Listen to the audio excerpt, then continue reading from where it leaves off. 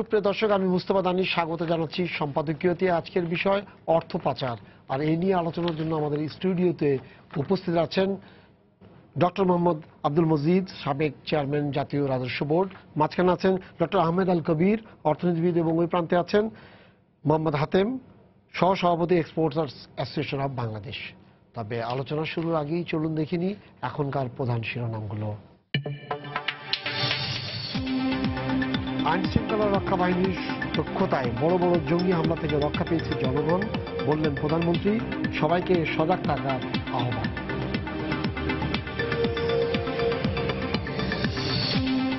Level playing field ছাড়া জাতীয় নির্বাচন হতে পারে না, মন্তব্য মির্জা ফখরুলের। শেখ হাসিনা নয়, নির্বাচন হবে ইসির অধীনে, বললেন ওবায়দুল কাদের।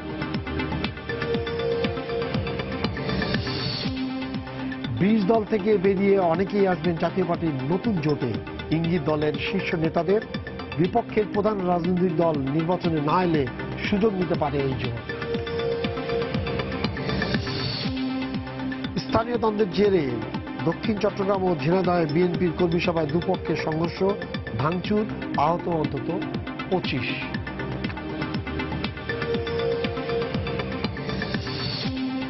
এবং জিএফআই এর প্রতিবেদনের মান নিয়ে প্রশ্ন এনবিআর এর। অর্থ পাচারের জন্য আন্তর্জাতিক বাণিজ্যে জড়িতরা দায়ী, মন্তব্য অর্থনীতিবিদদের। ব্যবস্থা নেওয়ার আশ্বাস মন্ত্রীর।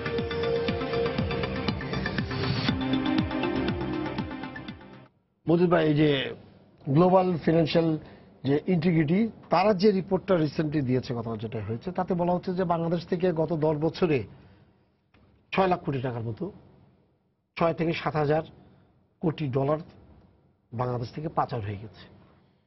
তো তারা বিভিন্ন বছরে খাত দিয়েছে, এইভাবে করেছে। এখন এটা 6 লাখ না 5 লাখ কোটি টাকা না কি, সেটা তো কিন্তু তারা একটা হিসাব দিয়েছে, এবং তারা সেখানে বলেছে যে এইটা আমাদের জিডিপির প্রায় 9 থেকে 13%।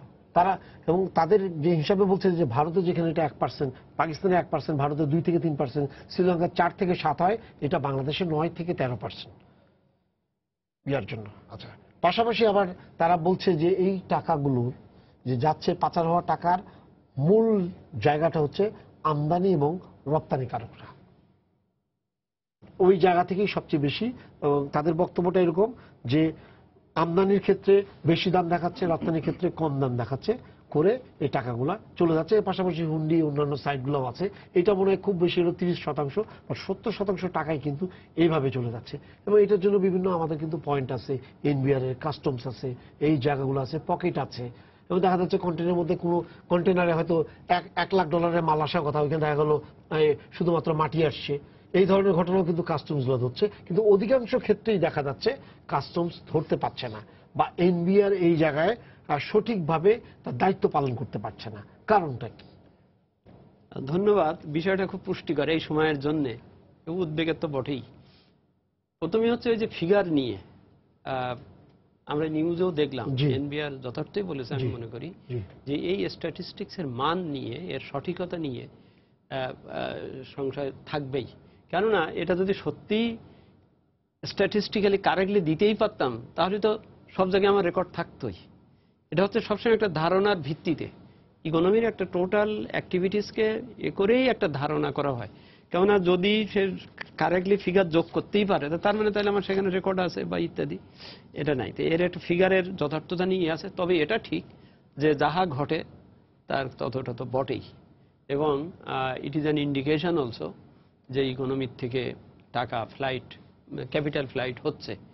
পাকিস্তান, ভারতের বা অন্যান্য জায়গার যে স্ট্যাটিস্টিক দেওয়া হয়েছে, সেটা হচ্ছে তার ইকোনমি, তার যে চেহারা, তার যে চরিত্র, সেটা তার সাথে।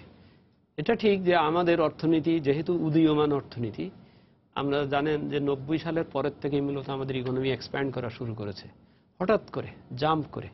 এবং সেটার কারণেই আমাদের যে একটা স্থিতিশীল একটা অবস্থা হওয়া, নিয়ম কানুনের একটা স্থিতিশীল পজিশন হওয়া, এইটা যে সময় লাগে, ঠিক এর ভিতরেই হঠাৎ করে 2000 সালের পরে এই শতাব্দীর শুরুর থেকেই আপনার এই যে মানি লন্ডারিং এর যে একটা বিষয়টা যেভাবে খুব গুরুত্বপূর্ণভাবে আসছে, পুরো সারা বিশ্ব অর্থনীতিতেই কিন্তু একটা এক ধরনের টানাপোড়েন চলাচল চলছে। সেখানেই আমাদেরটাকে এরকম মনে হওয়াটাই আমরা নিজেরাও তো বুঝতে পারি। মানে আমাদের যে টাকা, আমাদের যে অর্থনীতি, সেই জায়গায় যখন আমাদের এরকম একটা টাকা যদি 6 লাখ কোটি বলেছে, যদি এর অর্ধেকও যায়, যাচ্ছে এটা উদ্বিগ্নের ব্যাপার। এবং এই কারণগুলো উদ্ঘাটন করা, জানা, এটা খুব গুরুত্বপূর্ণ বিষয়। আপনারা জানেন যে আমাদের এনবিআর এর, বিশেষ করে কাস্টমসের মূল এটা ছিল ভ্যালুয়েশনের জায়গাটাতেই। ওই যে আন্ডার প্রাইসিং, ওভার প্রাইসিং যেটা বলছেন, এটা আসলে ভ্যালুয়েশনের ব্যাপার। পুরো 90-এর দশক এবং এই 2000-এর দশকে আমরা পিএসআই সিস্টেম করেও আমরা এটাকে ঠেকাবার চেষ্টা করেছি, যে এই জিনিসটার প্রকৃত দাম $20, কিন্তু এটা বলা হচ্ছে যে ওভার প্রাইসিং করে এখানে বলা হচ্ছে, আবার আন্ডার ইনভয়েসিং করে চলে যাচ্ছে। এই প্রাইসিং এর জন্যই এবং এই বিষয়টার জন্য, এবং বিশেষ করে আমাদের বাংলাদেশের যে বহুজাতিক কোম্পানিগুলো আছে, তারাও কিন্তু তারা সরাসরি আমাদের কিন্তু তাদের রেমিটেন্স নিয়ে যাওয়ার ব্যাপারে বাংলাদেশ ব্যাংকের একটা রেস্ট্রিকশন ইত্যাদি আছে। তারা সেখানে কি করছে, যে হয়তো $2 একটা সিম কার্ড, সিম, সে বলছে সিম আমি আনবো, আমার আনতে হবে, আমার কোম্পানি, সে ওইটারে $10 দেখিয়ে সে নিয়ে আসছে এবং টাকাটা সে নিয়ে যাচ্ছে। এই জন্যই কিন্তু গত বছর, আগের বছর আমরা ট্রান্সফার প্রাইসিং এর উপরে একটা আলাদা উইংই খুলেছি। আমাদের আইনের ভিতরে কিছুটা আগে ছিল যে ভাই আপনি কেন এই প্রশ্ন করছেন, এরা করছেন ইত্যাদিতে, কিছু আইনগত কিছু সীমাবদ্ধতা ছিল, যার জন্য ট্রান্সফার প্রাইসিং এর উপরে বছরের আগের বছর আইনই পাশ করা হয়েছে এবং এটা এখন খুব স্ট্রিক্টলি দেখানো হচ্ছে। তো সুতরাং আমাদের যে বর্ডারে যে নন ফর্মাল ট্রেডটা হয়, আমাদের চারিদিকে যে বর্ডার আছে, নন ফর্মাল ট্রেডটা হয়, সেটাও কিন্তু মূলত এই ধরনের, যে হেড কাউন্ট করে জিনিস চলে যাচ্ছে, আর আমাদের যে অর্থনীতি যে সিস্টেম, এটা ঐতিহ্যগতভাবে বহুদিন আগের থেকেই এই হুন্ডির বিষয়টা আছেই। কেন দুটো অর্থনীতির ভিতরে এমন জিনিস, যে আমার ছাগল যাবে, ওর মুরগির ডিম আসবে, এই দুটোর ভিতরে অটোমেটিক্যালি এই ব্যাপারগুলো আসে। আর ইদানিংকালে আমাদের সারা বিশ্বে আমাদের যে প্রবাসীরা গেছেন, তারা সব জায়গায় এখন ছড়িয়ে ছিটিয়ে আছেন। সেখানে আপনি নিউ ইয়র্কেও যান, এখন বাংলাদেশের সব জিনিস পাবেন। এখন এই জিনিসগুলো কিভাবে যাচ্ছে, আর ওই যে ভদ্রলোক নিয়ে যাচ্ছে, সেও বা পেমেন্টটা কিভাবে দিচ্ছে। সুতরাং হুন্ডি একটা সহজাত একটা ব্যাপার হিসেবে এর ভিতরে আছে। আর তার চাইতে যেটা আপনি ইঙ্গিত করেছেন বা বলেছেন, সেটা হচ্ছে আমাদের যে ইম্পোর্ট এক্সপোর্টের যে ব্যাপারটা, সেখানে আসলে অনেকগুলো জিনিস দেখভালের বিষয় আছে। যেমন সাম্প্রতিক কালেও আমরা দেখতে পাচ্ছি 20টা কন্টেনার আসছে এমটি, একদম এমটি। এখন সেটা জানার পরে অবশ্য সেই ব্যাংক আবার সেই টাকা উদ্ধার করে আনার চেষ্টা করেছে, কিন্তু এরকম একটা ধরা পড়লো বলে না আমি এমটি যে আসছে, অথচ টাকাটা যে পার হয়ে চলে যাচ্ছে। ব্যাংকগুলো তার এলসি খোলার ক্ষেত্রে তার যে জিনিসটা ফিজিক্যালি দেখে তার পেমেন্টটা করা উচিত বা ইত্যাদি, এই সব জায়গাতে না একটা এগুলো রয়ে গেছে। তো সুতরাং আমরা এটাকে কনসোলিডেট করার চেষ্টা চলছে। ট্রান্সফার প্রাইসিং এর মাধ্যমে জিনিসের প্রকৃত দামটা কত, কি ট্রান্সফার হচ্ছে সেটা দেখা। পিএসআই সিস্টেমটা অবশ্য ইদানিংকালে উঠিয়ে দেওয়া হয়েছে, তবে আমরা ভ্যালুয়েশনের উপরে যথেষ্ট চেষ্টা করা হচ্ছে, যে ভ্যালুয়েশনটা যেন কারেক্ট হয়। যদি $5 জিনিস $5 লেনদেন সেইভাবেই হবে। আর একটা যেটা হচ্ছে মিস প্রাইসিং, যেটা আমাদের ওই ভাই আছেন রপ্তানি কারক বা সবকিছু এইসব জায়গা থেকে আমরা সহজভাবে যেটা বুঝতে পারি, যদি আমার ইপিবি ফিগার ডিক্লেয়ার করে যে $50,000 আমার এক্সপোর্ট হয়েছে কথার কথা, সেই হিসাবটা দফাওয়ারি মিলানো উচিত, যে কিসে কত প্রকৃতপক্ষে।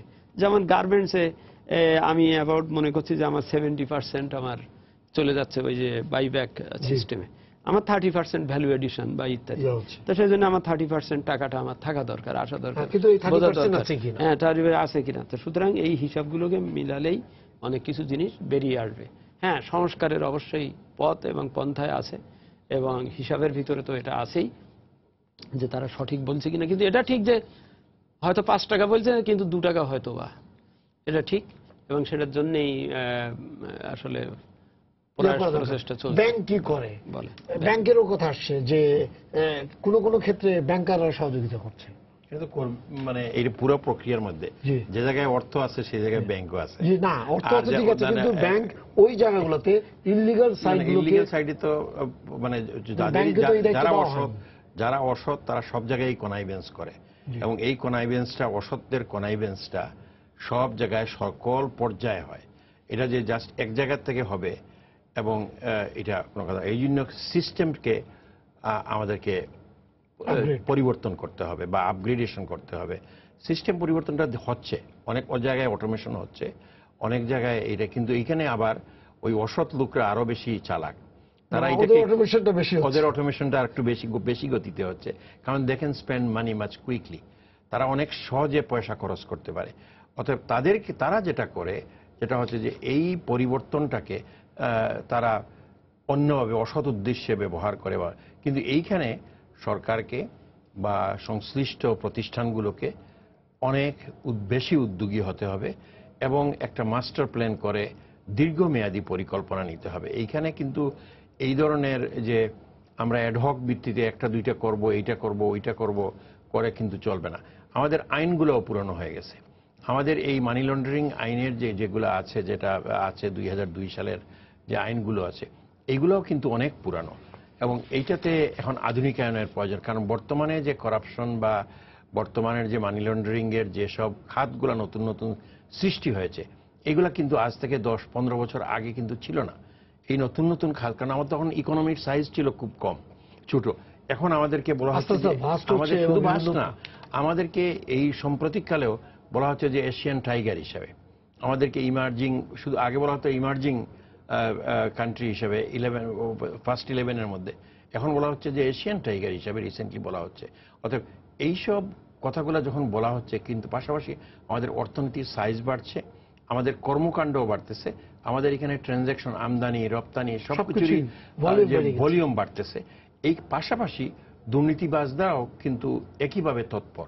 আপনি যে কথাটা বলেছেন, আমাদের আমদানি রপ্তানির প্রায় 9 থেকে 13% আমাদেরকে চলে যায়, পাচার হয়ে যায়, ডিরেল হয়ে যায়। এই যেটা হচ্ছে এটা আনএক্সেপশনালি হাই, মানে এটা যে কোনো স্ট্যান্ডার্ডে ইটস ভেরি হাই। মানে আমাদের দেশের কনটেক্সটে আমাদের যে অর্থনীতি বা এরকম যদি 30% চলে যায়, তাহলে আমাদের মতো দেশ যদি আমাদের দেশে তাদের তো ইয়া করা যায়, কিন্তু আমাদের তো এফোর্ড করা মুশকিল। না, আমাদের দেশের জন্য এটা কোনো অবস্থাতে, এবং এইটা যেটা ভাই বলছেন একটু আগে, যেটা হচ্ছে যে এটার মধ্যে যদি অ্যাকাউন্টেবিলিটি টাকে যদি আমরা যদি ইস্টাবলিশ করতে পারি থ্রু অটোমেশন এবং অন্যান্য প্রসেসের মধ্যে, একটা প্রাইসিং এর আওতার মধ্যে নিয়ে এসে যদি আমরা যদি এই অ্যাকাউন্টেবিলিটি, কত টাকা আপনি এক্সপোর্ট করছেন আর কত টাকা এর মধ্যে যে ভ্যালু এডিশন করে আপনি কত টাকা আনছেন, ফেরত নিয়ে আসছেন এই এক্সপোর্টের মধ্যে, মানে এই জিনিসগুলোকে যদি আমরা যদি একটা অ্যাকাউন্টেবিলিটি প্রসেসের মধ্যে নিয়ে আসতে পারি, তখনই কিন্তু এগুলোর মধ্যে এত থাকবে না। থাকবে, তখনও থাকবে। আই ডোন্ট থিঙ্ক যে এটা এলিমিনেট করা যাবে সহজে। এটা এলিমিনেশন হইতে হলে যে আরো ম্যাচিউরিটিতে আসতে হবে, কিন্তু এই জায়গাটাতে আমাদের জোরদার করতে হবে, খুবই জরুরি। আর হচ্ছে যে এই যে কাস্টমসের এক্সিট পয়েন্টগুলো যেগুলো আছে, এইগুলাকে অটোমেশনে সবচেয়ে বড় বাধা এখনো পর্যন্ত। কিন্তু অটোমেশন তো হচ্ছে না, মানে এটা তো বিরাট সমস্যা। কিছু বললাম, কে যে কোথায় কি ঢুকায় দেয়, তারপর দেখা গেল 2 বছর আর অটোমেশন তাই না। এইখানে যত ধরনের ব্যারিয়ার সৃষ্টি করতে হয়, সব ধরনের ব্যারিয়ার আছে। এখনো আমাদের এইখানে একবার আমাদের এইখানে যে মডার্ন যে স্ক্যানার বা এইগুলা কিন্তু এখনো পর্যন্ত ইনস্টলেশন হয় নাই। এগুলোর মধ্যে একটা ডিলেইং প্রসেস চলে। যদিও সরকারের উপরের মহলে তারা খুবই আন্তরিক, কিন্তু এই জায়গায় যখনই নিচে যায় তখনই কিন্তু ব্যারিয়ার সৃষ্টির জন্য এই প্রসেসটাকে যতভাবে সুবিধাভোগী তারাই কিন্তু এটা ইনভেস্টমেন্ট করে ডিলে করে, এবং এই প্রসেসটাকে ডিলে করার জন্য যা করার প্রয়োজন তাই করে। চট্টগ্রাম বন্দর পারছে না, কিন্তু পারছে না। এবং চট্টগ্রাম কাস্টম হাউস এত কিছু করার চেষ্টা করছে যে কোনো মতে এই কাগজ বিল এরকম উঁচু হয়ে যাচ্ছে। এখন তো গ্লোবাল স্ট্যান্ডার্ডে যে স্ক্যানার মেশিন প্রয়োজন, এই মেশিনটা আমাদের নাই। আমাদের এখানে সার্টিফিকেশন করলেও স্ক্যানার দিয়ে ওইটা বাইরে গিয়ে আবার করতে হয়, যখন এক্সিট পয়েন্টে যেন আমেরিকা বা ইউরোপের কোনো জায়গায় যাওয়ার পরে। কিন্তু এইগুলা খুব কঠিন কাজ না।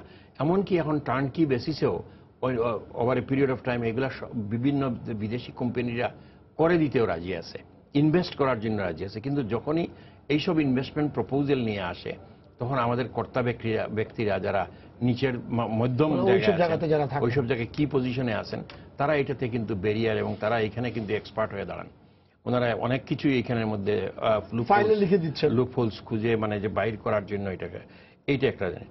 আরেকটা জিনিস হচ্ছে যে আমাদের যতদিন পর্যন্ত এইসব তো বললাম যে প্রিভেন্টিভ মেজার, কিন্তু আমাদেরকে যেটা করতে হবে উৎসাহিত করতে হবে ইনভেস্টরদেরকে, যারা পয়সা আর্ন করে তাদেরকে উৎসাহিত করতে হবে বিনিয়োগে, তাদের জন্য পরিবেশ সৃষ্টি করতে হবে। আর পরিবেশ সৃষ্টির জন্য সবচেয়ে বড় যে রিপোর্টটির কথা আপনি উদ্ধৃত করেছেন, যেটা 2014 সালের 2014 সালে আমাদের পরিবেশ কি ছিল আপনি চিন্তা করেন। আমাদের রাজনৈতিক যে অস্থিরতা ছিল 13-14 মানুষজন তো তখন আতঙ্কগ্রস্ত ছিল। এই 2014 সালের রিপোর্টে যে কথাগুলো এসেছে, এই কথাগুলোকে আমাদেরকে বুঝতে হবে যে ওই সময়কার আর্থসামাজিক মানে রাজনৈতিক অবস্থা কি ছিল। এই যে সন্ত্রাস বা এইসব জিনিসগুলো যেগুলা আমাদের কোনো অবস্থাতে কাম্য নয়, যে স্যাবোটাইজ অ্যাক্টিভিটিস, হিংসাত্মক কার্যক্রম, এইগুলাই কিন্তু আমাদের বিনিয়োগকে বাধাগ্রস্ত সবচেয়ে বেশি করে। মানুষ আমার যদি পয়সা থাকে, আমি যে ইনসিকিউরিটি মিনিমাম দেখি, আই উইল নট ইনভেস্ট। আমার এটাই স্বাভাবিক মানুষের সহজাত ধর্ম। তখন আমি হয়তো অল্টারনেটিভ পথ খুঁজবো, তখনই আমি অন্য পথ খুঁজবো, বা এটাকে কিভাবে এটাকে ওভারকাম করতে পারি। আর যেটা হচ্ছে যে রাজনৈতিক পরিবেশ ছাড়াও কিন্তু আমাদেরকে যে সরকারি আমলাতন্ত্রকে সামহাও আমাদেরকে সিম্পলিফিকেশন করতে হবে। এইখানে যতদিন পর্যন্ত আমরা ওয়ান স্টপ সার্ভিস না দিতে পারবো, যে একজন ইনভেস্টর এসে, যদিও আমাদেরকে টাইম বাউন্ড করা হয়েছে, বলা হয়েছে এতদিনের মধ্যে, এটা কিন্তু বাস্তবায়ন নাই, কিন্তু আসলে এটা কোনো বাস্তবায়ন নাই, ঘুরতে থাকে, চরকির মতো ঘুরতে থাকে। এবং আমি একজন ইনভেস্টর হিসেবে যদি গ্যাসের জন্য এক জায়গায় যেতে হয়, ইলেকট্রিসিটির জন্য আরেক জায়গায় যেতে হয়, ভূমির জন্য আরেক জায়গায় যেতে রাজি আছেন, কিন্তু এক বছরের মধ্যে আপনি কোনো উত্তর দিতে পারবেন না, তাহলে উনি যাবে। শুধু তাই না, মানে আপনি তো এটা কখন উত্তর পাবেন এটা জানেন না। আপনি এক বছর দিয়ে কোনো কথা না, তো কখন উত্তর পাবেন জানেন না, এরকম। কিন্তু এইখানে যদি আমাদের যদি ওয়ান স্টপ সার্ভিসটা, ওয়ান স্টপ সার্ভিস নামে একটা সার্ভিস আছে, এই সার্ভিসে ঘুরতে থাকবেন চরকির মতো না, ওই ঘুরে তো লাভ নেই। আমাকে ওয়ান স্টপ সার্ভিস বলতে মিন করে যেটা হচ্ছে আমার একটা চেক লিস্ট থাকতে হবে, এবং এই চেক লিস্টে যদি আমি কমপ্লাই করি, they can't say no two ইট। আমাকে আগে দিতে হবে, ওয়ান স্টপ সার্ভিসের প্রিকন্ডিশনই হচ্ছে আমাকে আগে চেক লিস্ট হ্যান্ড ওভার করতে হবে, যে দিজ আর দি থিংস আপনাকে দিতে হবে, এবং আমি যদি সক্ষম হই তবে আমাকে ঘুরানোর আপনার কোনো অধিকার থাকবে না। আমরা একটা ফোন আছে, তারপরে হাতেম ভাইয়ের কাছে যাবো, ওনার কাছে অনেকগুলো উত্তর জমা হয়ে গেছে। দর্শক, আপনার পরিচয় দিয়ে প্রশ্ন করুন। হ্যালো, জি, আসসালামু আলাইকুম। ওয়ালাইকুম সালাম। আমি লুৎফর রহমান বলছি ব্রাহ্মণবাড়িয়া থেকে। জি বলেন। আমার প্রশ্নটা হলো, অর্থ পাচারের পরিমাণ যাই হোক না কেন, এর ফলে কর ফাঁকির জন্য রাজস্ব খাতে যদি চাপ বাড়ে, সেটা কাভার করার জন্য ইনডাইরেক্ট ট্যাক্স হিসাবে ভোগ্যপণ্যের মাধ্যমে সেক্ষেত্রে সাধারণ জনগণকে বেছে নেওয়ার সম্ভাবনা আছে কিনা? ধন্যবাদ। ওকে, ধন্যবাদ। হ্যাঁ, হাতেম ভাই বলেন। উনি যে কথাগুলো বললেন তার মধ্যে 2-3টা কথা আছে। একটা হচ্ছে বিনিয়োগের পরিবেশের কথা বলেছেন উনি। পোর্টে যারা বিশেষ করে যে মানে এক্সিট পয়েন্টগুলো যেগুলো আমাদের ভিতর বাইরে থেকে এসে করার জন্য, সেই জায়গাগুলোতে একটা ব্যারিয়ার সৃষ্টি করা হচ্ছে, মডার্নাইজেশন থাকছে না, সার্ভার থাকছে না, এটা একটা। আর সবচেয়ে বড় যে অভিযোগটা মানে জিএফআই করেছে, সেটা হলো এই যে বাংলাদেশের যে টাকা পয়সা, সে 6 লাখ না 3 লাখ কোটি টাকা যায়, এইটা আমি বলছি না, কিন্তু যায় এটা নিশ্চিত। কিন্তু এই টাকার 70 থেকে 80% যাচ্ছে এক্সপোর্ট থেকে, এক্সপোর্ট এবং ইম্পোর্ট থেকে যাচ্ছে দুই জায়গাতে। এক্সপোর্টে কম দাম দেখা দিচ্ছে, ইম্পোর্টে বেশি দাম দেখা দিচ্ছে, ডলারই হয়ে যাচ্ছে। আচ্ছা, প্রথমেই ধন্যবাদ জানাই যে আপনাদের এই ধরনের একটা আজকে বেশ কয়েকটা পত্রিকায় লিড নিউজ হয়েছে এটা। তো সেখানে ম্যাক্সিমাম দেখা গিয়েছে যে যেটা আপনিও বললেন যে এক্সপোর্ট এবং ইম্পোর্টেই এই বিষয়টা হয়েছে। বিষয়টা একটু ক্লিয়ার হওয়া দরকার। ওইভাবে বলছে, হ্যাঁ, এটা কি হচ্ছে এটা তো। প্রথমে গ্লোবাল ফিনান্সিয়াল ইন্টিগ্রিটির যে প্রতিবেদনটা প্রকাশিত হয়েছে, যেটা এনবিআর চেয়ারম্যান মহোদয় বলেছেন, আমাদের সাবেক চেয়ারম্যান মহোদয় বলেছেন, এটা নিয়ে আমাদেরও একটু ইন্টিগ্রিটি নিয়ে আমাদের প্রশ্ন আছে। কারণ তাদের কাছে যদি এরকম সুনির্দিষ্ট প্রমাণ থেকেই থাকে, তাহলে তারা কি উদ্দেশ্যে এটা প্রকাশ করেছেন? নিশ্চয় এটাকে প্রটেক্ট করার জন্য। তাহলে এই দলিল দস্তাবেজ আমাদের সরকারকে দিয়ে দেখ, আমরা সরকার অবশ্যই সেখানে এটাকে, এখন তো আমাদের এই সুযোগটা আছে, আমরা তাহলে তাদেরকে বলি আমাদের সরকার বলুন যে তুমি 6 লাখ কোটি টাকা বলেছো, ঠিক আছে, ঠিক আছে, 3 লাখ কোটি হয়, ওইটাই আমাকে 3 লাখ কোটি টাকা দিন। হাতে যেই পরিমাণ ডকুমেন্টস আছে, অথেন্টিক ডকুমেন্টস, এগুলো আমাদের দাও, আমরা এটাকে ধরার ব্যবস্থা করি। এটা গেল 1 নাম্বার। 2 নাম্বার হচ্ছে যে আমদানি এবং রপ্তানির মধ্যে যেটা আপনি বললেন, যেটা আসছে যে কম মূল্য দেখিয়ে রপ্তানি করা হয় আর বেশি মূল্য দেখিয়ে আমদানি করা হয়, এই জায়গাটায় আমাদের দিক থেকে আমরা বলবো, যেহেতু আমি এক্সপোর্টার্স অ্যাসোসিয়েশন অফ বাংলাদেশ এর প্রথম সহসভাপতি, অর্থাৎ বাংলাদেশের যতগুলি এক্সপোর্টার্স অর্গানাইজেশন আছে সবগুলি আমাদের মেম্বার, সব মানে 24টা এক্সপোর্ট অ্যাসোসিয়েশন সবাই আমাদের মেম্বার। আর এর বাইরে আবার আমি বিকেএমির সাবেক সিনিয়র ভাইস প্রেসিডেন্ট, বিজিএমির সাথে আমি ইনভলভ ছিলাম, টোটাল এই সেক্টর বড় সেক্টরটার সাথে আমি ইনভলভ।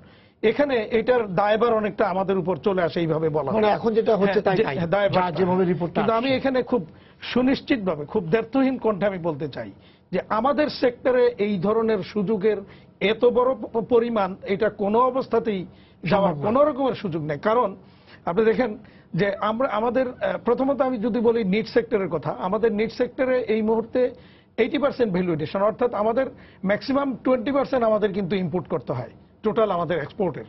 তার মানে আমাদের এক্সপোর্ট 13.5 বিলিয়ন 14 বিলিয়ন এবার ক্রস করবে, তার 20% যদি আমি ইম্পোর্ট করি তাহলে এখানে কিন্তু খুব বেশি ডিফারেন্স নাই। কিন্তু ওভেনে এখনো আপনার 60 থেকে 70% এর মধ্যে ইম্পোর্ট করতে হয়। তো টোটাল ফিগারটা যদি আপনি মিলান তাহলে যে 10 বিলিয়নের কথা বলা হয়েছে, এটা কোনো অবস্থাতে এটা হইতে পারে না। আচ্ছা, এরপরে হচ্ছে যে আদার্স যে আমাদের যে এক্সপোর্টার্স যারা রয়েছেন তাদের তো ইম্পোর্ট কিছু নেই। যেমন আপনি ধরেন ফ্রোজেন ফুড যদি বলি, চামড়া বলি, বা এই ধরনের যা আদার্স যারা আছে তাদের কিন্তু খুব বেশি ইম্পোর্টের কিছু নাই। তো সুতরাং এই ফিগারটা এইভাবে কোনোভাবে এটাকে ম্যাচ করানো যাবে না। আর এই বিষয়টা আপনি হিসাবটা যদি আপনি বাংলাদেশ ব্যাংক এবং এক্সপোর্ট প্রমোশন ব্যুরো থেকে নেন তাহলে আপনি পেয়ে যাবেন যে বাংলাদেশের টোটাল এক্সপোর্টের বিপরীতে কত ইম্পোর্ট হয়েছে, এবং বাংলাদেশের টোটাল ইম্পোর্টের ফিগার আর এক্সপোর্টের ফিগারে কিন্তু এক্সপোর্ট বেশি এখন। হ্যাঁ, বাস্কেটটা এক্সপোর্টের বাস্কেটটাই বড়। তো সেই ক্ষেত্রে যারা মনে হয় 7,500, হ্যাঁ বেশি, এর চেয়ে বেশি আছে এরকমই একটা কিছু। তো সুতরাং এই জায়গাটাতে এই তথ্যর ভিত্তিতেও কিন্তু এটা কোনোভাবেই ম্যাচিং করে না। তবে নিশ্চয়ই এই ধরনের ঘটনা তো ঘটছে। তো কিভাবে ঘটছে? তাহলে এখানে যে জিনিসটা আপনি যেটা বললেন যে কন্টেনার ফাঁকা পাওয়া গিয়েছে, এটি আমি নিশ্চিত করে আমি বলতে পারি যে এটা আমাদের সেক্টরের কেউ না। এরা হচ্ছে, এটা প্রায়ই দেখা যায় যে বেশ একটা সিন্ডিকেট, যেটা আমাদের আমি বলবো যে বাংলাদেশের বর্তমানে কাস্টমস এবং কাস্টমসের যে শুল্ক গোয়েন্দা ডিপার্টমেন্ট অত্যন্ত স্মার্ট, এবং তারা আমি মনে করি খুবই সুদক্ষ এখন, এবং তারা কিন্তু এগুলি ধরছেন এবং তারা জানেন যে এই সিন্ডিকেটটা কারা, এবং এই ধরনের বহু ঘটনা কিন্তু ইতিমধ্যেই আমাদের শুল্ক গোয়েন্দা আবিষ্কার করেছেন, ধরেছেন। কিন্তু তাদের বিরুদ্ধে আলটিমেটলি কি অ্যাকশন আমরা কিন্তু জানতে পারি না। আমরা পরবর্তী কাহিনী কিন্তু জানি না। আমাদের সামনে আসে যে এতগুলো কন্টেনার খালি আসছে, কিন্তু এই খালির পরে এই কন্টেনারগুলোর মালিক কে বললো যে অমুক মালিক, এরপরে তাদের বিরুদ্ধে এইটা প্রকাশ করা দরকার। কিন্তু তারা কি আমার গার্মেন্ট সেক্টরের কেউ অথবা আমার এক্সপোর্টার সেক্টরের কেউ কিনা, যে এরা এক্সপোর্টার সেক্টরের কেউ না। কারণ আমি কিছু মানে তথ্য দেব এই সংক্রান্ত। যেমন কিছুদিন গত কয়েক বছরে আপনার পত্রিকাও নিউজ দেখেছেন যে কোন একটা গার্মেন্টসের নামে, এরকম বেশ কয়েকটা গার্মেন্টসের নামে অবৈধ পণ্য আমদানি করা হয়েছে। চট্টগ্রাম পোর্টে এই কন্টেনারগুলি ধরা হয়েছে। 7 কোটি টাকার পণ্য, সিগারেট আসছে, মদ আসছে, এগুলি কন্টেনার জব্দ করা হয়েছে। এখন প্রশ্ন হচ্ছে যে এই যে কন্টেনারগুলি আসলো, জব্দ হলো, কারা ইম্পোর্ট করলেন, এটা কিন্তু শুল্ক গোয়েন্দা বের করেছেন। এটা কি তাদের বিরুদ্ধে কোনো ব্যবস্থা নিতে পেরেছেন? আমার তো এরপরের তথ্য কিন্তু কোথাও আমরাও জানি না। তাহলে আমি কিন্তু যেহেতু এই বিষয়গুলির সাথে আমি সরাসরি সম্পৃক্ত, এবং আমি এই বিষয়টা নিয়ে শুল্ক গোয়েন্দা এবং এনবিআর এর মাননীয় চেয়ারম্যান মহোদয় যে বর্তমানে যিনি আছেন, ওনার সাথে আমরা কথা বলেছি এবং অনেকবার আমি মিটিং করেছি বিষয়গুলি নিয়ে। আমাদের সেক্টরের বেশ কিছু মালিক অন্যায়ভাবে তাদেরকে জেলে পাঠানো হয়েছে তার নামে এই কন্টেনার আসার অপরাধে, অথচ তার কোনোভাবে এর মধ্যে সম্পৃক্ততা নাই। কেন সম্পৃক্ততা নাই? এর ইয়েটা দেখেন, আমি যে একজন এক্সপোর্টার, আমার টোটাল ডাটা কিন্তু চট্টগ্রাম কাস্টম হাউস থেকে শুরু করে যতগুলি পয়েন্ট আছে আমাদের আমদানি রপ্তানির, সব পয়েন্টে কিন্তু তাদের সিস্টেমের মধ্যে আছে। তাহলে আমি কোন ব্যাংকে ব্যাংকিং করি, আমার প্রতিষ্ঠানের নাম, আমার সিএনএফ এজেন্টের নাম, আমার সমস্ত তথ্য কিন্তু সেখানে আছে। তো যখন কন্টেনার যেটা ধরা পড়লো, সেই কন্টেনারের যে ডকুমেন্টসগুলি দেখা গেল যে আমার ওই ব্যাংকের ডকুমেন্টস না, এটা ভিন্ন একটা ব্যাংকের ফলস কিছু ডকুমেন্টস, এবং যেখান থেকে আসছে, যেমন দুবাই থেকে আসছে, তো আমরা তো দুবাই থেকে কোনো মাল আমদানি কখনো করি না। আর আমার সিএনএফ এজেন্ট, আমাদের সাথে কাস্টমস একটা মিটিং হয়েছিল, সেখানে সিদ্ধান্ত ছিল যে আমার সিএনএফ এজেন্টের বাইরে যদি অন্য কেউ যদি এই ধরনের কোনো ডকুমেন্টস আমার নামে সাবমিট করে, তাহলে তাকে আটকাইতে হবে। তো তাহলে যে এই যে এতগুলি পয়েন্ট যখন ডকুমেন্টস নিয়ে যাবে, যখন আমার ব্যাংকের সাথে ম্যাচিং হবে না, আমার স্বাক্ষরের সাথে ম্যাচিং হবে না, আমার সিএনএফ এজেন্টের সাথে ম্যাচিং হবে না, তারপরে আমার সেখানে একটা পাস বই আছে, সেই পাস বইটা থেকে আপনি কোন কোন জায়গা থেকে জিনিসপত্র আনেন এবং আমি কি কি পণ্য আনতে পারি সেটাও সেখানে আছে। যেমন আমি ফ্যাব্রিক্স আমদানি করার জন্য আমি এন্টাইটেল না, কিন্তু আমার নামে ফ্যাব্রিক্স চলে আসলো, তাহলে এটা তো আটকাবার দায়িত্ব কাস্টমসের। তার সিস্টেমে তো বলা আছে যে আমি এন্টাইটেল না। আচ্ছা, তারপরে আমার সিএনএফ এজেন্টের কাছে একটা পাস বই থাকে, সেই পাস বইতে আমি যা আমদানি করব, বাম পাশের পৃষ্ঠে এটা আসার সময় এন্ট্রি হয়, আবার যখন আমি এক্সপোর্ট করব তখন ডান পাতায় এন্ট্রি হয়। তাহলে যেই মালগুলি রিলিজ হয়ে যাচ্ছে সেটা আমার কোনো পাস বইতে এন্ট্রি হচ্ছে না, তাহলে কিভাবে কাস্টমস পাস বইতে এন্ট্রি ছাড়া এই মাল ছাড়ছে? তাহলে বুঝতেই হবে যে এখানে কারা কারা কিভাবে যোগসাজশ, এবং এই ধরনের সিন্ডিকেটকে আইডেন্টিফাই করা হয়েছে। আমি এরকম একটা কন্টেনার যখন এরকম আসলো, আসার পরে ওই কাস্টমস পয়েন্টে চিরাং কাস্টম হাউসের কনসার্ন যে ডিপার্টমেন্ট, যে গ্রুপ এটা হ্যান্ডেল করতেছিল, সেই গ্রুপের যে যিনি অফিসার ছিলেন, তিনি ওই প্রতিষ্ঠানের যে সিএনএফ এজেন্ট তাকে ফোন করেছে। ফোন করার পর বললো যে এরকম আপনাদের এই প্রতিষ্ঠানের নামে একটা কন্টেনার আসছে। তো উনি বললো যে না, আমি তো এই ধরনের কোনো ডকুমেন্ট সাবমিট করিনি। দৌড়ে সিএনএফ এজেন্ট সেখানে গেল, গিয়ে বললো যে না, আমরা এই ধরনের কোনো কন্টেনার আমদানি করি নাই। সাথে সাথে সিএনএফ এজেন্ট তার মালিককে বললো, মালিক আমাকে জানালো, আমি শুল্ক গোয়েন্দার ডিজি মইনুল খান সাহেবকে জানালাম, উনি সাথে সাথে চট্টগ্রাম পোর্টকে এটা জানানো হলো, কাস্টমস পয়েন্টে জানানো হলো এই কন্টেনার যাতে রিলিজ না হয়। কিন্তু দুর্ভাগ্যজনক সত্য হলো যে 2 দিন পরে এই কন্টেনার বের হয়ে চলে গেছে। তাহলে এবার বুঝেন যে যারা এই চক্র, যারা এরা কতটুকু ওইখানকার সিস্টেমে, যেটা উনি বলছিলেন যে আমরা একটা চক্র যে সার্ভার ইয়ে করতে চায় না, স্ক্যানিং মেশিন ইয়ে করতে চায় না।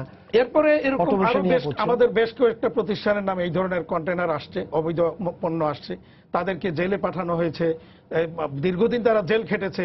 একজন মালিক তো তার ফ্যাক্টরি বন্ধ করে দিয়ে দেশ থেকে পালায়ে যেতে বাধ্য হয়েছে। এরকম বহু ঘটনা আছে, অন্যায়ভাবে এগুলি হচ্ছে। তাহলে এগুলির জন্য দায়ী কারা? এই বিষয়গুলি অবশ্যই আমি মনে করি সরকারের গোয়েন্দা সংস্থা এগুলি আইডেন্টিফাই করতে পারে, এবং তাদের বিরুদ্ধে আমরা বলবো, অন্তত আমরা আমাদের বিজনেস অর্গানাইজেশন থেকে আমরা বলবো, এই ধরনের অপকর্মের সাথে যারা সম্পৃক্ত তাদের বিরুদ্ধে দৃষ্টান্তমূলক শাস্তি, এবং সেটা যাতে মানে পেপার পত্রিকা নিউজে ফলাও করে প্রচার করা হয় যে তাদের বিরুদ্ধে কি ব্যবস্থা নেওয়া হয়েছে। আর নয়তো এদেরকে কোনোভাবেই প্রটেক্ট করা যাবে না। আমি বলবো যে আমাদের সেক্টরও কিছু কিছু দুর্নীতিগ্রস্ত ব্যক্তি থাকেন, কারণ সব জায়গাতে এরকম কিছু ইন্টেনশনালি কিছু লোক আমাদের সেক্টরও আসেন যে এই জায়গা থেকে 3-4 বছর আমরা যা পারি একটু এন থেকে কামাই করে নিয়ে যাই, কিন্তু যারা প্রকৃত ব্যবসায়ী তারা কখনো এই ধরনের কর্মকাণ্ডের সাথে সম্পৃক্ত থাকে না। উনি যে কথাগুলো বললেন, যে ঘুরে ফিরে উনি যেটা দিয়ে চালান দিলেন, সেটা হলো যে ওই যে জায়গাটায় আসছে সেই জায়গাটাতে নজরদারি খালি না, অ্যাকাউন্টেবিলিটির প্রশ্নটা চলে আসছে। হ্যাঁ, এটা তো বটেই, আমি সার্বিকভাবেই তো বটেই। আমি জাস্ট বলি, যদি এরকম যে একটা নদী আছে, সেই নদীতে ফেরি পারাপার হয়, নৌকাও পারাপার হয়, 2 ধারে 2 দোকানদার আছে, তাদের চা বিক্রি হয়, সব ঠিক আছে। এখন হঠাৎ করে ওখানে একটা ব্রিজ বানানো হবে, তখন এই যে নৌকার মাঝি বা এই যে যারা ফেরি চালাতো 2 ধারে 2 চায়ের দোকানদার, তাদের অবস্থাটা কি হবে? তারা যতই হোক মনে মনে চাইবে যে ব্রিজটা ভালো হতো আর কি, এই মানসিকতা এই বিষয় থাকবে। কিন্তু আমাকে দেখতে হবে যে আমি ওই যে যেটা বলা হচ্ছে, ভাইও যেমনটি বলছিলেন, দুষ্টু বুদ্ধি আসলে চলে জ্যামিতিক হারে, আর ওই ভালো বুদ্ধি বা প্রতিরোধের ক্ষমতা বা ভালো এটা চলে গাণিতিক হারে। সেজন্য পারে না, এটা পারে না। এই বুদ্ধি আমরা দেখেছি, আইন তৈরি করছি, আইন ড্রাফট করছি, এর ভিতরেই উকিল ওর ভিতর থেকে কোথায় কি ফাঁক আছে, কি করতে হবে সে এর ভিতরে বের করে ফেলে, তার পারার পথ হয়ে যায়। But the point is this, দুষ্টু বুদ্ধির উপরে সুবুদ্ধিকে উঠতে হবে, ওভার পাওয়ার করতে হবে, না করলে এই জিনিসগুলো থাকবে না। এটা ঠিক, বহুদিন যাবত কাস্টমসের যে স্ক্যানিং মেশিন বা তার যে পদ্ধতি সিস্টেম, অটোমেশনের যে ব্যাপার, অটোমেশন আজকে না 2008 সালে খুব ঘটা করে চিটাগাং স্টক কিন্তু এখনো কিন্তু struggle করছে। ওখানে করা হয়েছিল, কিন্তু কোথায় মেশিন যাচ্ছে? চালু হলে ওটা নষ্ট হয়ে যায়। আর এটা হচ্ছে কি যে একটা মেশিন, একটা প্রকল্প নেওয়া হয়, প্রকল্প শেষ হয়, ওই কম্পিউটারটাও হয়ে যায়। কন্টিনিউইটির সমস্যাটা হচ্ছে সবচেয়ে বড়, কনসিস্টেন্সি। আমি একটা জিনিস উদ্যোগ নিলাম, আমি চলে গেলাম, ও উদ্যোগ শেষ, আবার নতুন করে শুরু করা। প্রথম পয়েন্ট হচ্ছে যে কনসিস্টেন্সি থাকতে হবে এই সমস্ত কাজের অগ্রগতিতে। এবং যেমনটি উনিও শেষের দিকে বললেন যে এত কিছু সব বলা হলো, কিন্তু পরের দিন দুদিন পরে ওই কন্টেনারটা বেরিয়ে গেল। এগুলোকে পিন পয়েন্ট করে ধরতে হবে, বুঝতে হবে। কেননা দৃষ্টান্ত না তৈরি করতে পারলে মনে হবে যে ও এরকম হয়, তারপরে না, এরকম হচ্ছে বলেই তো এটা হচ্ছে বলে এটা হচ্ছে। এই সুযোগগুলো সেই জন্যই ওই যে কথা আছে একটা, prevention is the better than cure. আমাদের যে বর্তমান যে দুর্নীতি দমনের যে প্রক্রিয়াটা, কেন দুর্নীতি দমনের বিষয়টা এরকম হচ্ছে, আমাদের সিস্টেমটা হচ্ছে কি, দুর্নীতি হয়ে যাক, টাকা পয়সা সে নিয়ে যাক, তারপরে কেউ যদি কমপ্লেন করে বা কমপ্লেন যদি আসে, তখন আমি শুরু করব দুর্নীতি দমনের প্রক্রিয়া। By the time he has got the money and he is very powerful. হ্যাঁ, না, সেটাই বলছি, he has got the money and he is powerful now. এখন আমি যেসব ব্যবস্থাগুলো নেব, এগুলোকে তো সে কিনে ফেলতে পারে, কারণ টাকাটা তার হাতে আছে। সুতরাং এখানে দেখতে হবে উৎসে, কজ।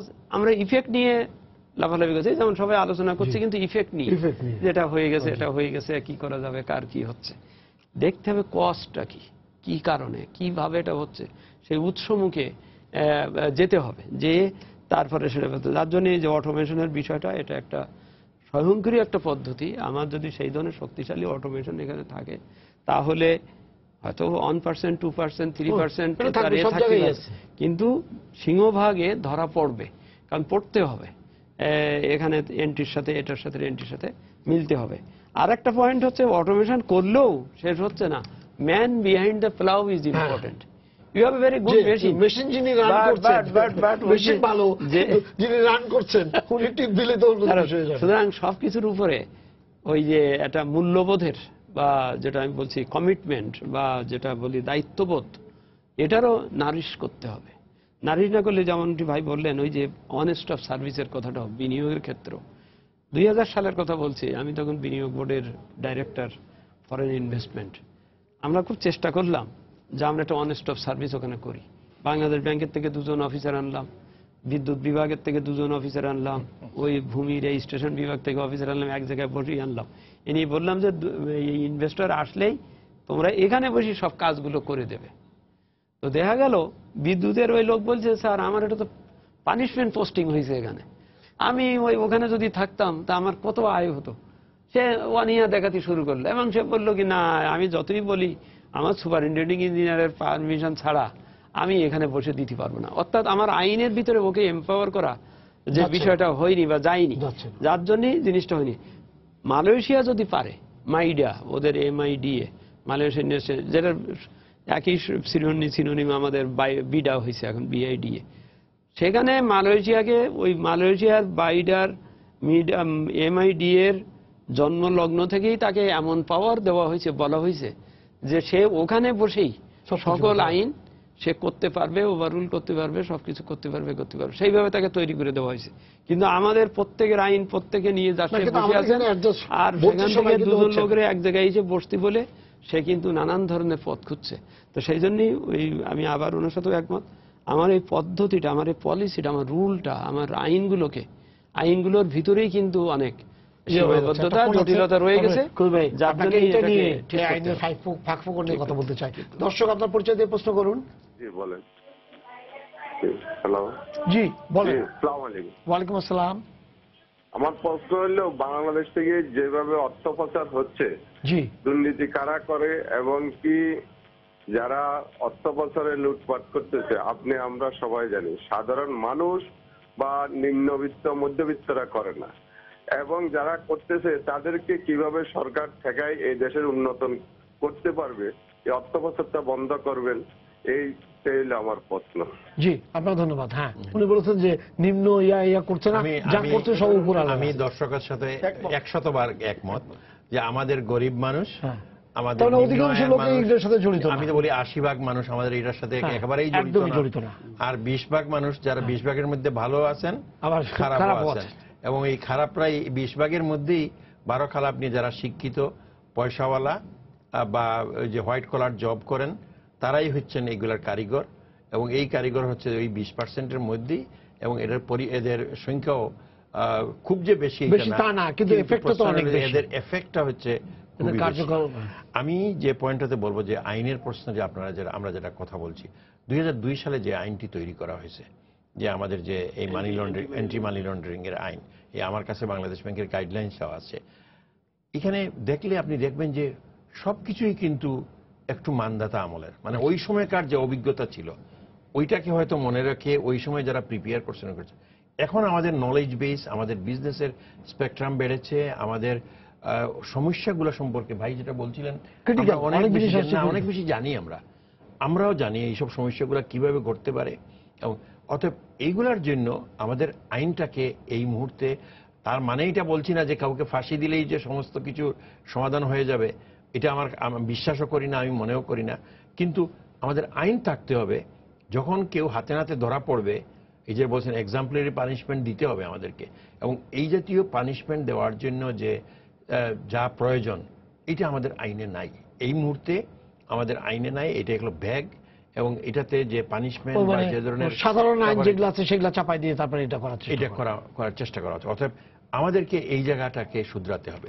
দ্বিতীয় যে জিনিসটা আমি বলবো, যেটা হচ্ছে যে আমাদের যে যারা ব্যবসা করি, যারা অনেকেই আমরা যারা বিভিন্ন ব্যবসা বা ইন্ডাস্ট্রিয়ালিস্ট বা আমদানি রপ্তানি খাতে যারা, সবাই তো ইন্ডাস্ট্রিয়ালিস্ট, ওনাদের জন্য, ব্যবসা বাণিজ্যের জন্য আমি দীর্ঘদিন থেকে বলছি, যেটা হচ্ছে যে একটা ব্যাংকে তারা মাস্টার ব্যাংক ডিক্লেয়ার করতে হবে।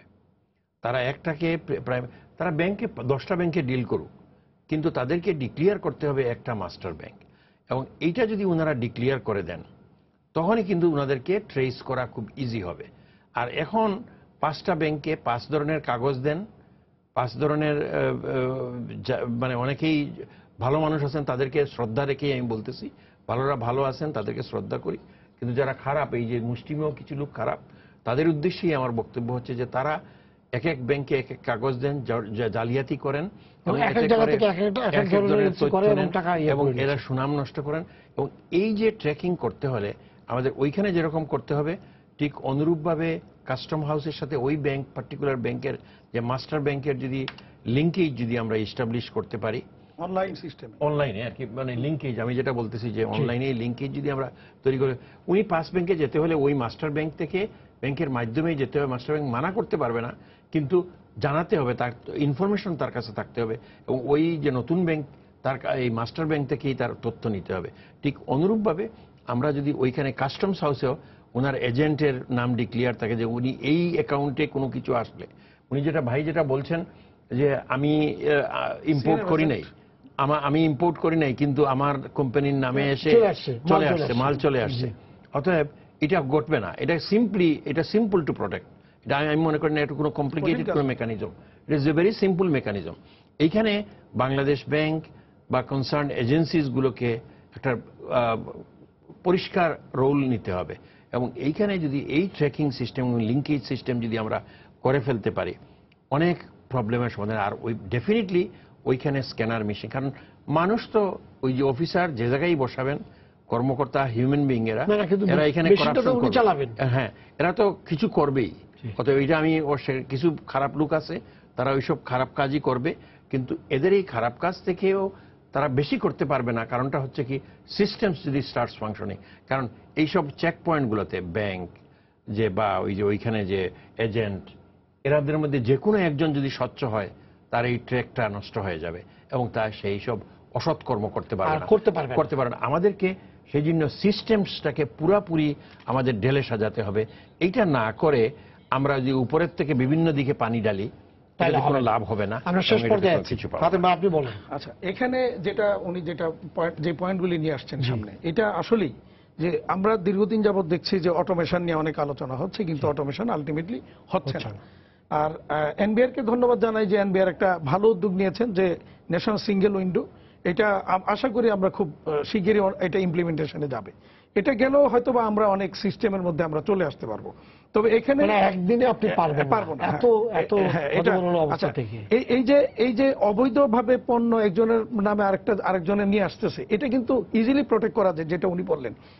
এখন কিন্তু আমরা যে সমস্ত এলসি গুলি করি, সাথে সাথে কিন্তু এগুলি বাংলাদেশ ব্যাংকে সমস্ত কিছু রিপোর্ট হয়ে যাচ্ছে।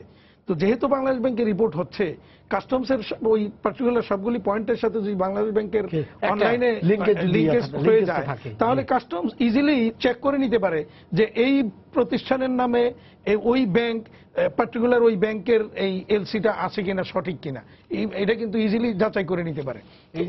একটা কথা আমি 1 সেকেন্ডের মধ্যে আপনাকে ফিরে দিচ্ছি, যেটা এটা বাংলাদেশ ব্যাংকের কাজ। বাংলাদেশ ব্যাংকের হচ্ছে সার্ভেলেন্স করা। এটা পার্টিকুলার ব্যাংককে যদি মাস্টার ব্যাংক যদি এটা করে, আর তখন যদি ব্যাংক যদি কোনো ভুল করে, বাংলাদেশ ব্যাংকে মাইক্রো ম্যানেজমেন্টে কোনো অবস্থাতেই যাওয়া উচিত না।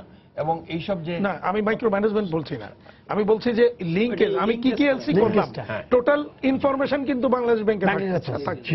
সেখানে যদি কাস্টমসের সাথে একটা লিঙ্কেজ হয়ে যায়, তাহলে ইজিলি কিন্তু কাস্টমস ওই পয়েন্টে আমি যখন ডকুমেন্টসটা সাবমিট হচ্ছে, ম্যাক্সিমাম কিন্তু ফলস ডকুমেন্টস হচ্ছে। ব্যাংকের নাম, আমি যেমন আমার ব্যাংক হলো প্রিমিয়ার ব্যাংক, হয়তো দেখা গেল আমার নামে আসছে ওই এক্সিম ব্যাংকের নামে এলসি, ফলস এলসি ওখানে সাবমিট করা হয়েছে। তো ওটা চেক করলেই কিন্তু পাওয়া যায়, ওটার অস্তিত্ব খুঁজে পাওয়া যাবে না কিন্তু তখন। তো ইজিলি এটা কিন্তু প্রোটেক্ট করা যায়, হ্যাঁ ট্র্যাক করা যায় এবং প্রোটেক্ট করা যায়। কিন্তু ওই ট্র্যাকের জায়গাতে যিনি ট্র্যাক করছেন ঝামেলা তো ওই জায়গা। এখন এইটা এইটা আস্তে আস্তে এই জায়গাটাকে আমাদেরকে করতে হবে। এখন কিন্তু অনেক আমাদের কিন্তু ভালো ভালো অফিসার কিন্তু আসছেন, এবং কাস্টমসও বহু ভালো ভালো অফিসার আছেন। তো ওই সমস্ত পয়েন্টে যদি ওরকম ভালো অফিসার বসানো যায়, তাহলে আমার বিশ্বাস যে এই জায়গাটাকে কন্ট্রোল করা সম্ভব। আর পাশাপাশি যে সমস্ত, আমি যেটা আবারও বলবো, যে সমস্ত দুর্নীতিবাজ লোক কিছু তো থাকেই, সব জায়গাতেই আছে, তাদেরকে আইডেন্টিফাই করা হোক। ন্যাশনাল সিঙ্গেল উইন্ডোর যেটা অন্যতম একটা দিক যেটা আমরা দেখেছি, আমি ন্যাশনাল সিঙ্গেল উইন্ডোর সাথে আমি ইনভলভ, সেখানে দেখেছি যে ওনারা কি যারা ভালো ব্যবসায়ী, প্রকৃত ব্যবসায়ী, তাদের একটা গ্রিন চ্যানেল ইউজের একটা ব্যবস্থা সেখানে থাকবে। তো সেই ক্ষেত্রেও কিন্তু তারা অ্যাডভান্টেজ পাবে। আজকে আমরা জানি যে আমাদের মেম্বারদের মধ্যে কারা, বা সরকারও জানেন কারা খুব ভালো ব্যবসায়ী, কারা সবাই জানে, তো তাদেরকে সেখানে অগ্রাধিকার দেওয়া যেতে পারে। তারা যাতে এই ধরনের ইয়েতে গিয়ে কোনো সমস্যায় না পড়েন, তারা যেন হয়রানির শিকার না হন, সেই জায়গাটাও আমাদের প্রোটেক্ট করতে হবে। যেমন আজকে আমাকে একজন বললেন যে তিনি একটা ইম্পোর্ট করেছেন, তার একটা বায়ারের রিকোয়ারমেন্ট অনুযায়ী একটা ফ্যাব্রিক্স ইম্পোর্ট করেছেন চায়না থেকে। এখন এটা একটা পলিস্টার ফ্যাব্রিক্স, এখন কাস্টমস বলতেছে এটা পলিস্টার না, এটা অন্য একটা নাম বলছেন। উনি বলছে ঠিক আছে আপনারা চেক করেন, চেক করে বলেন এটা আমি যদি অন্য ফ্যাব্রিক্স এনে থাকি, তাহলে এটা তো আপনি ইজিলি এটা আইডেন্টিফাই করতে পারেন। শেষ পর্যন্ত 1 মাস দেরি করে তাকে মালটা রিলিজ করে দেওয়া হলো, কাটিং দিয়ে, কাটিং কাস্টমসের অফিসারের সামনে এটা কাটিং হবে, ওই পারমিশন দিয়ে এটাকে দেওয়া হলো। তো এটা আপনি 2 দিনের মাথায় দিয়ে দিতেন। এখন কি হলো, সে আনার পরে ইতিমধ্যে সে শিপমেন্ট ডেট ফেল করলো, এয়ারে শিপমেন্ট দিতে হলো একটা পার্ট, বাকি পার্ট এখন শিপমেন্ট করতে পারে, সে ক্ষতিগ্রস্ত হলো। এই জায়গাগুলি যেন আমরা প্রোটেক্ট করতে পারি, সেটা ভালো যারা রপ্তানিকারক বা আমদানিকারক যারা, এটা তো সবাই জানে, সরকারের সব সংস্থা জানে, পার্টিকুলার ডিপার্টমেন্ট কাস্টমস তারাও জানেন, তো তাদেরকে অন্তত যাতে হয়রানির শিকার না হয়। আমাদের সময় শেষ হয়ে গেছে, আপনাদেরকে ধন্যবাদ স্টুডিওতে আসার জন্য। সবাইকে শুভেচ্ছা জানিয়ে শেষ করছি আজকে সম্পাদকীয়। আগামীকাল আবারও দেখা হবে রাত 10টায়, দেখার আমন্ত্রণ রইল। শুভরাত্রি।